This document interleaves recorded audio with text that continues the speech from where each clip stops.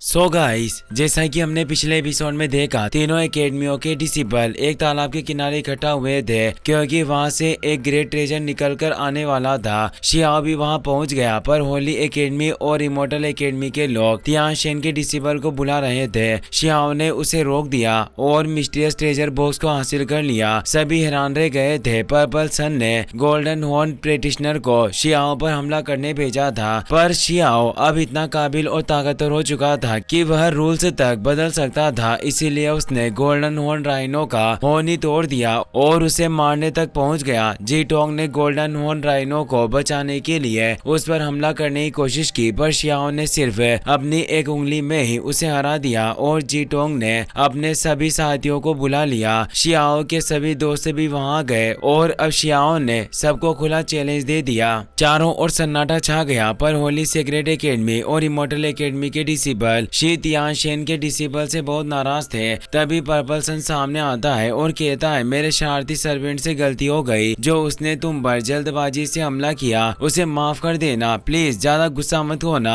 फिर वह एक एलिक्सियर हर्ब निकाल कर अपने अटेंडेंट जी टोंग के पास भेज देता है। जब जी टोंग उसे निकलता है तो उसकी सारी एनर्जी एक पल में रिकवर हो जाती है। अब पर्पल सन भी उसके पास आता है। जी टोंग फुसफुसाकर कहता है, माय लॉर्ड, ये लड़का वाकई कुछ ज्यादा असभ्य है, आपकी दयालुता का फायदा उठा रहा है। पर्पल सन ने शांत स्वर में कहा, शांत रहो। फिर वह आगे बढ़कर कहता है, भाई हुआंग, मैंने तुम्हारा नाम लंबे समय से सुना है। तुमने अभी मेरे एकेडमी के गोल्डन हॉर्न राइनो और मेरे नौकर जी टोंग को आसानी से हरा दिया। वाकई तुम्हारी क्षमताएं असाधारण है। शियाओ धीमे से जवाब देता है, मैं दिखावटी लोगों को एक झटके में पहचान लेता हूँ। तुमने पहले मेरा टेस्ट लेने के लिए अपने नौकरों को भेजा, क्या अब तुम मुझसे लड़ना चाहते हो? तभी लिटिल बनी गुस्से में चिल्लाती है, हे बैंगनी बैंगन, तुम वाकई सड़े हुए बैंगन की तरह हो जो ज्यादा संख्या के साथ ही लोगों पर हमला करना चाहता है। क्या तुम्हारे पास सामने आकर वांग को चुनौती देने का साहस नहीं था? काओ यूशेंग भी कहता है, लिटिल बनी, तुम ठीक कह रही हो। जब वांग ने पूरी दुनिया को हिला दिया था तब तुम कहीं दूध पी रहे थे। जी टोंग को यह सब सुनकर गुस्सा आता है और वो बोला, अपनी बकवास बंद करो। मेरे लॉर्ड के पास स्टिकी पर्पल की एनर्जी है जो यंग हेवनली किंग के बराबर है। कभी किसी प्रैक्टिशनर की पावर को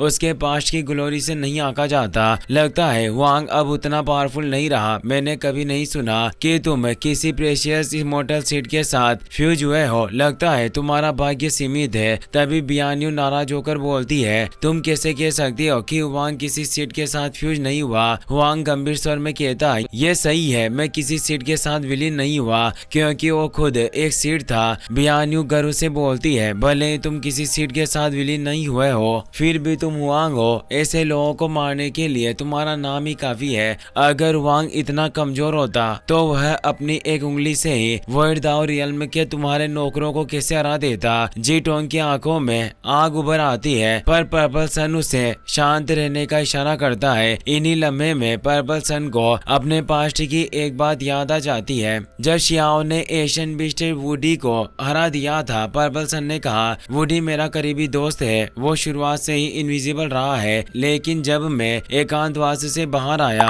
तो सुना कि भाई वांग ने उसे खूब पीटा और तुमने यंग हेवनली किंग का आर्मर भी सीज कर लिया। मैं सचमुच तुमसे बहुत पहले से लड़ना चाहता था, पर अफसोस तुमने अपनी बॉडी को ही सीट की तरह इस्तेमाल करने का रास्ता चुना। हमारे एंसेस्टर्स ने पहले ही इसे मृत अंत घोषित किया था। इस रास्ते पर चलना तो अपने ही पैरों पर कुल्हाड़ी मारने जैसा है। मुझे लगता है कि हमारे बीच एक महान लड़ाई होनी चाहिए थी जो शायद स्वर्ग ने खुद तय की थी, पर अब लगता है वो लड़ाई कभी खत्म हो पाएगी। शियाओ शांत स्वर में बोला, तुम भाग्य की बात कर रहे हो, पर मैं इस पर यकीन नहीं करता। पर्पल सन हल्के से मुस्कुराया, मुझे अच्छे से पता है, एक वक्त था जब तुम हेवन गॉड रियल्म में नंबर 1 पर थे। इसीलिए मैं तुमसे लड़ते वक्त अपने दोनों हाथ पीछे बांध लूंगा और अपने कल्टिवेशन को दबाकर तुम्हारे बराबर कर दूंगा। इससे मेरे दिल की एक इच्छा पूरी होगी और तुम्हें भी एहसास होगा कि ट्रू परफेक्शन और परफेक्ट दाव आखिर होता क्या है और मुझ में और तुम में कितना बड़ा अंतर है। शियाओ मुस्कुराते हुए बोला, अच्छा ऐसी बात है तो मैं हमेशा की तरह लड़ने के लिए तैयार हूँ। उसी वक्त दूर कहीं मोदाओ को अचानक छींक आ जाती है। वो कब से एकांतवास में बैठकर कल्टिवेशन कर रहा था, पर अब उसे महसूस होता है शियाओ वापस लौट आया है और जरूर कोई हंगामा मचा रहा होगा। ये सोचते ही वो तुरंत उस जगह से निकल पड़ता है। इमोर्टल एकेडमी के डिसिपल से कहते हैं हमारे हेवनली लॉर्ड जरूर जीतेंगे, उन्हें हराना लगभग नामुमकिन है। एक लड़की कहती है पर्पल सन मैं आपकी साथी बनना चाहती हूँ। तभी एक लड़का कहता है वाकई हमारे पर्पल सन हेवनली मोनार्क के पास इस एरा को डोमिनेट करने की ताकत है। कोई आश्चर्य नहीं कि हमारे कबीले की लड़कियां उनसे प्यार करती है। पास खड़ा वो ताई सब सुन रहा था। कोई उसे पूछता है क्या ये वही वांग है जिसने तुम्हें हराया था और तुम्हारा आर्मर छीन लिया था।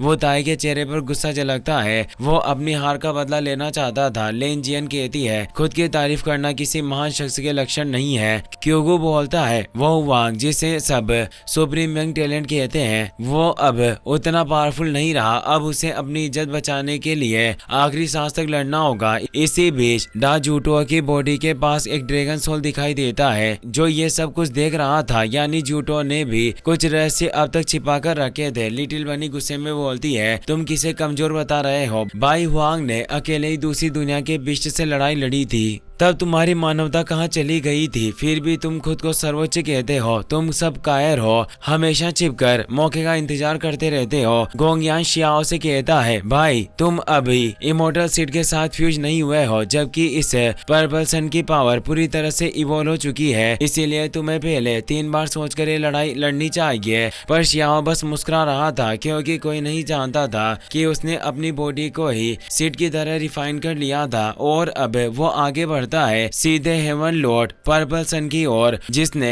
अपनी पावर को सेलेस्टियल गॉड रियल तक दबा दिया था। वो पर्पल मून को एक्टिवेट करता है और एक वॉइड क्रैक खोलकर अपनी technique primordial purple Q palm को बाहर निकालता है, पर शियाओ केवल एक स्लैश में ही उस पाम को नष्ट कर देता है और साथ ही वो वॉइड क्रैक भी मिट जाता है। इसीलिए इतनी ज्यादा तेज एनर्जी फैलती है कि पूरा मैदान हिल जाता है। सभी लोग हैरान रह जाते हैं, यहाँ तक कि पर्पल सन भी चकित था। वो कहता है इसने प्रीमोडियल ट्रू रिकॉर्ड्स से 10,000 दाव को उजागर कर दिया, वास्तव में बहुत ही रहस्यमयी है। वो आगे कहता है हुआंग वाकई तुम बेहद ताकतवर हो, मैं हमेशा से तुम्हारी पीक पावर देखना चाहता था, इसीलिए अब तुम मुझे निराश मत करना।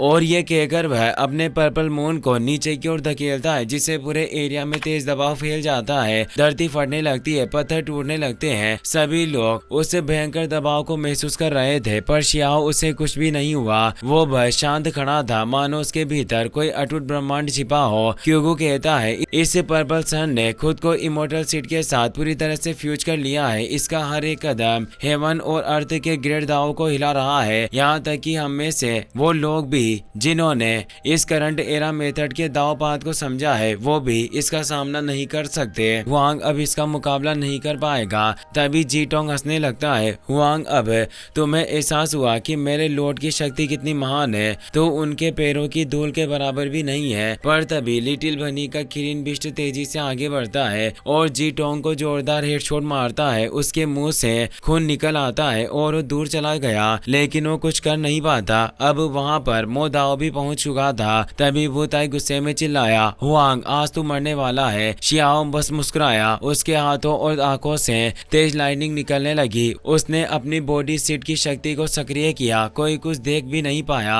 और कुछ ही पलों में उसने उस पर्पल मून को पूरी तरह से नष्ट कर दिया। वक्त जैसे थमसा गया था, हर कोई हैरान था कि यह लड़का तो दाव के नियमों को भी उलट सकता है। शियाओ गहरी आवाज में बोला तुम इमोर्टल एकेडमी के लोग खुद को समझते क्या हो, जो ठीक से बात करना भी नहीं जानते। वो तेजी से वो ताई की ओर बढ़ा, उसे संभलने का कोई मौका नहीं मिला। शियाओ की एक किक ने उसे उड़ा दिया, वो दूर पहाड़ से टकराकर जमीन पर गिर पड़ा। अब पर्पल सन ने फिर अपनी शक्ति सक्रिय की और कहा लड़के मैंने तुम्हें बहुत कम आंका था, हम दोनों सेलेस्टियल गॉड बैटल के लिए एग्री हुए थे, इसीलिए मैं अपने इमोर्टल सीड की शक्ति का इस्तेमाल नहीं कर सकता था, लेकिन अपने एनहांसमेंट को बढ़ाने से ये नियम मुझे नहीं रोक सकते। अब तुम देखोगे एक पियरलेस सुप्रीम और एक बिना इमोर्टल सीड वाले इंसान के बीच स्वर्ग और पृथ्वी जितना फर्क होता है। उसने अपनी technique purple mister true Phoenix को एक्टिवेट किया। उसने प्रीमोडियल पर्पल क्यू सीड के साथ true phoenix treasure technique enhancement का इस्तेमाल किया था। शियाओ भी अब अपनी शक्ति जोड़ता है और अपनी कुनपिंग टेक्निक को एक्टिवेट करता है। बर्ड और वेल बाहर निकल आते हैं जो एक होकर आसमान में गूंजने लगते हैं, लेकिन वो पर्पल मिस्ट ट्रू फिनिक्स से बहुत विशाल था। वो तेजी से उन दोनों की ओर बढ़ा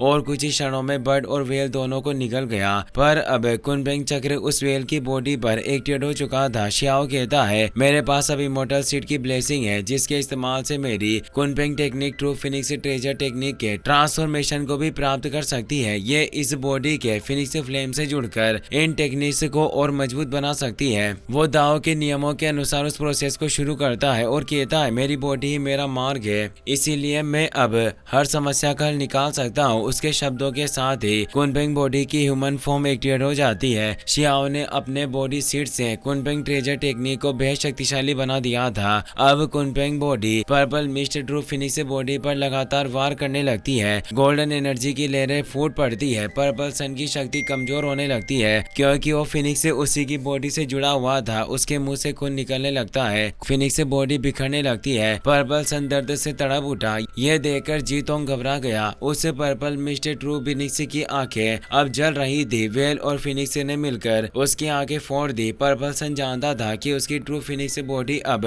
नष्ट होने वाली है, इसीलिए वो उसकी बची हुई एनर्जी को अपने भीतर खींचने लगा। पर शियाओ ने उसे कोई मौका नहीं दिया। उसने अपनी कुनपिंग टेक्निक का फिर से इस्तेमाल किया और एक भयानक विस्फोट के साथ उस पर्पल फिनिक्स को पूरी तरह से नष्ट कर दिया। पर्पल सन के मुंह से खून निकल आया। वो दर्द से बोला, आखिर कोई इतनी तेजी से अटैक कैसे कर सकता है?